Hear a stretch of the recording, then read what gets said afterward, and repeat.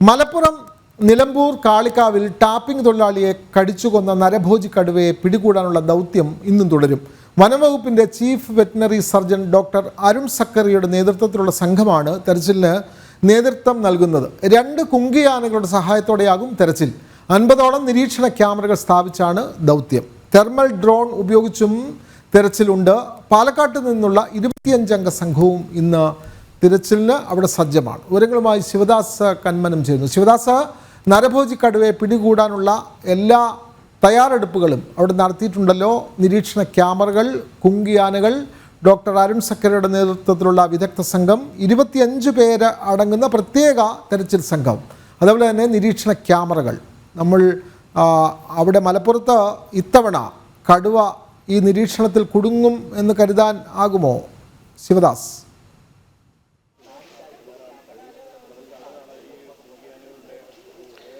വിനോദെ, ഈ കടുവയെ, നരഭോജി കടുവയെ പിടികൂടാനുള്ള എല്ലാ ദൗത്യവുമായി മുന്നോട്ട് പോവുകയാണ് വനം വകുപ്പ് ഉദ്യോഗസ്ഥർ. ഇപ്പോൾ 2 കുങ്കിയാനകളെയാണ് ഇവിടേക്ക് എത്തിക്കുന്നത്. അതിൽ ഒരു കുങ്കിയാന നിലവിൽ ഇവിടെ എത്തിയിട്ടുണ്ട്. വയനാട് മുത്തങ്ങയിൽ നിന്നുള്ള കുങ്കിയാനയായ കുഞ്ചു ആണ് എത്തിയിട്ടുള്ളത്. എനിക്ക് പുറകിൽ തന്നെ അതിൻ്റെ ദൃശ്യങ്ങൾ കാണാം.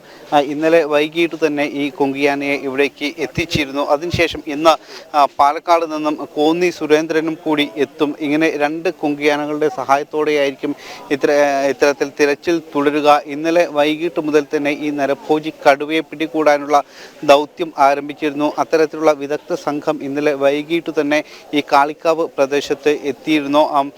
ഡോക്ടർ അരുൺ സക്കറിയയുടെ നേതൃത്വത്തിലുള്ള വിദഗ്ധ സംഘമാണ് ഈ തിരച്ചിലിന് നേതൃത്വം നൽകുന്നത്. അവരുടെ കൂടെയുള്ള സംഘം ഇന്നലെ വൈകിട്ട് തന്നെ എത്തിയിരുന്നു. അതോടൊപ്പം തന്നെ ഇന്ന് പാലക്കാട് നിന്നുള്ള മറ്റൊരു വിദഗ്ധ സംഘം കൂടി എത്തുന്നുണ്ട്. അല്പസമയത്തിനകം തന്നെ പാലക്കാട് നിന്നുള്ള സംഘവും ഇവിടെ എത്തും.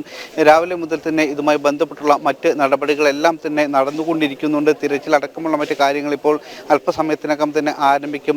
നിലവിൽ ഇന്നലെ വൈകിട്ട് ഈ മേഖലയിലെല്ലാം തന്നെ ക്യാമറകൾ സ്ഥാപിച്ചിട്ടുണ്ട്, നിരീക്ഷണ ക്യാമറകൾ സ്ഥാപിച്ചിട്ടുണ്ട്.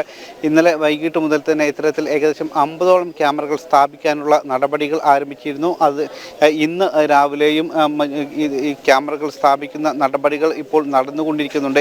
നിലവിൽ സ്ഥാപിച്ചിട്ടുള്ള ഈ ക്യാമറകൾ പരിശോധിക്കുകയാണ് ഇപ്പോൾ വനം വകുപ്പ് ഉദ്യോഗസ്ഥർ. ഏതെങ്കിലും ക്യാമറയിൽ ഈ ഒരു നരഭോജി കടുവയുടെ ചിത്രം പതിഞ്ഞിട്ടുണ്ട് എന്നുള്ള കാര്യമെല്ലാം തന്നെ പരിശോധിച്ചു കൊണ്ടിരിക്കുകയാണ് ഇപ്പോൾ നിലവിൽ ഉദ്യോഗസ്ഥർ. അതിനുശേഷമായിരിക്കും മറ്റ് നടപടികൾ അല്ലെങ്കിൽ തിരച്ചിലടക്കമുള്ള കാര്യങ്ങൾ ഉണ്ടാവുക. വ്യത്യസ്ത മേഖലകളിലും വ്യത്യസ്ത ഇടങ്ങളിലുമാണ് ഇത്തരത്തിൽ ഈ ഒരു ക്യാമറകൾ സ്ഥാപിച്ചിട്ടുള്ളത്. ആദ്യം ഈ കടുവയുടെ സഞ്ചാരപഥം തയ്യാറാക്കിയിട്ടുണ്ട്. ഇത് അനുസരിച്ച് ഒരു മാപ്പും തയ്യാറാക്കിയിട്ടുണ്ട്. കാരണം കഴിഞ്ഞ കുറച്ച് കാലങ്ങളായി ഈ ചില ഭാഗങ്ങളിലെല്ലാം തന്നെ കടുവയുടെ സാന്നിധ്യം കണ്ടിരുന്നു. ഇങ്ങനെ നാട്ടുകാരുടെ മൊഴിയും ഇതിൻ്റെ എല്ലാം അടിസ്ഥാനത്തിലാണ് ഒരു സഞ്ചാരപഥം രൂപീകരിച്ചതും അതിന് അനുസരിച്ചുള്ള മാപ്പ് തയ്യാറാക്കിയതും. ഇതിൻ്റെ പശ്ചാത്തലത്തിലാണ് ഈ ക്യാമറകൾ സ്ഥാപിച്ചത്. ഈ ഒരു മലയോര പ്രദേശത്തിൻ്റെ വിവിധ ഭാഗങ്ങളിൽ കടുവ സഞ്ചരിക്കാൻ സാധ്യതയുള്ള കൂടുതൽ കാട് നിറഞ്ഞു നിൽക്കുന്ന ഭാഗങ്ങളിലെല്ലാം തന്നെ ഇത്തരത്തിൽ ക്യാമറകൾ സ്ഥാപിച്ചിട്ടുണ്ട്. ഇത് അനുസരിച്ചുള്ള പരിശോധനകളാണ് ഇപ്പോൾ ഇന്ന് നടക്കുന്നത്. അതോടൊപ്പം തന്നെ ഡ്രോൺ നിരീക്ഷണവും നടക്കും. തെർമൽ ഡ്രോൺ അടക്കമുള്ള സംവിധാനങ്ങൾ ഉപയോഗിച്ച് ഈ കടുവ ഏത് ഭാഗത്താണ് ഉള്ളത് എന്ന കാര്യമെല്ലാം തന്നെ പരിശോധിക്കും. അത്തരത്തിലുള്ള സംവിധാനങ്ങളുണ്ട്. ഇങ്ങനെ വിപുലമായൊരു സൗകര്യവും സംവിധാനവുമായിട്ടാണ് വനം വകുപ്പ് ഈ നരഭോജി കടുവയെ പിടികൂടാനുള്ള നീക്കം ഇപ്പോൾ ആരംഭിച്ചിരിക്കുന്നത്. അതോടൊപ്പം തന്നെ ചില സ്ഥലങ്ങളിൽ കൂട് സ്ഥാപിക്കാനുള്ള നീക്കവും നടക്കുന്നുണ്ട്. കൂടും സ്ഥാപിക്കും. നിലവിൽ ഈ കടുവയെ മയക്കുവെടി വെച്ച് പിടികൂടാനുള്ള ഒരു തീരുമാനത്തിലാണ് ഇപ്പോൾ വനംവകുപ്പ് എത്തിയിട്ടുള്ളത്. മയക്കുവെടി പിടികൂടണം എന്നുള്ള നാട്ടുകാരുടെ ആവശ്യം. ഈ കടുവയെ, നരഭോജി കടുവയെ വെടിവെച്ച് കൊല്ലണം എന്നതാണ് ഈ നാട്ടുകാരുടെ പ്രധാനപ്പെട്ട ഒരു ആവശ്യം. എന്തായാലും നിലവിൽ വെടിവെച്ച് കൊല്ലാനുള്ള ഒരു തീരുമാനത്തിലേക്കൊന്നും എത്തിയിട്ടില്ല. പക്ഷേ നിലവിൽ മയക്കുവെടി വെച്ച് പിടികൂടാനുള്ള ഒരു തീരുമാനത്തിലാണ് ഇപ്പോൾ ഈ ഒരു വനംവകുപ്പ് എത്തിയിരിക്കുന്നത്. അത്തരത്തിൽ കടുവയെ പിടികൂടാനുള്ള ഊർജിതമായ ഒരു ശ്രമം തന്നെയാണ് ഇപ്പോൾ വനംവകുപ്പ് ഉദ്യോഗസ്ഥരുടെ ഭാഗത്തു നിന്നും ഉണ്ടാകുന്നത്. ആ രീതിയിൽ ഒരു പ്രത്യേക സംവിധാനങ്ങൾ എല്ലാം തന്നെ സജ്ജമാക്കിയിട്ടുണ്ട്. നിരീക്ഷണ ക്യാമറകളും ഡ്രോൺ അടക്കമുള്ള സംവിധാനവും മറ്റ് നിരവധി വനംവകുപ്പ് ഉദ്യോഗസ്ഥരും വിദഗ്ധർ അടങ്ങുന്ന സംഘവും എല്ലാം തന്നെ ഇവിടേക്ക് എത്തിയിട്ടുണ്ട്. ഇത്തരത്തിൽ കൃത്യമായി തന്നെ ഈ കടുവയെ പിടികൂടാൻ കഴിയും എന്നൊരു പ്രതീക്ഷ തന്നെയാണ് ഉള്ളത്. വിവിധ സ്ഥലങ്ങളിൽ കൂട് സ്ഥാപിക്കും. എന്തായാലും നാട്ടുകാരുടെ വലിയ രീതിയിലുള്ള ഒരു പ്രതിഷേധം ഇന്നലെ ഉണ്ടായിരുന്നു. കാരണം മുൻപും ഇതുമായി ബന്ധപ്പെട്ടുള്ള കൃത്യമായ വിവരം വനവകുപ്പിനെ അറിയിച്ചിരുന്നു. വിവിധ സ്ഥലങ്ങളിൽ കടുവയെയും അതോടൊപ്പം തന്നെ പുലിയെയും എല്ലാം തന്നെ കണ്ടെത്തിയിരുന്നു എന്ന സൂചനകളെല്ലാം തന്നെ നാട്ടുകാർ നൽകിയിരുന്നു. പക്ഷേ അതിനുശേഷം നടപടി സ്വീകരിച്ചിരുന്നില്ല. അതുകൊണ്ട് തന്നെയാണ് ഇന്നലെ ഗഫൂർ മരിച്ചപ്പോൾ ടാപ്പിംഗ് തൊഴിലാളിയായ ഗഫൂറിനെ കടുവ കടിച്ചു കൊന്ന സമയത്ത് വലിയ രീതിയിലുള്ള ഒരു പ്രതിഷേധം വനംവകുപ്പിന്റെ ഭാഗത്ത് നിന്നും ഉണ്ടായത്.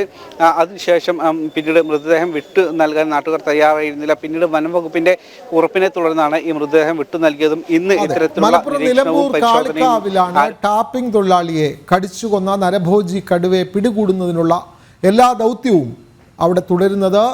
കൃത്യമായ വനംവകുപ്പിന്റെ നിരീക്ഷണങ്ങൾ ശക്തമാണ്.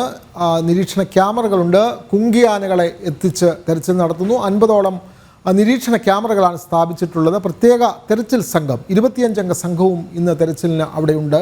വിവരങ്ങൾ നൽകുകയായിരുന്നു ശിവദാസ് കന്മനം.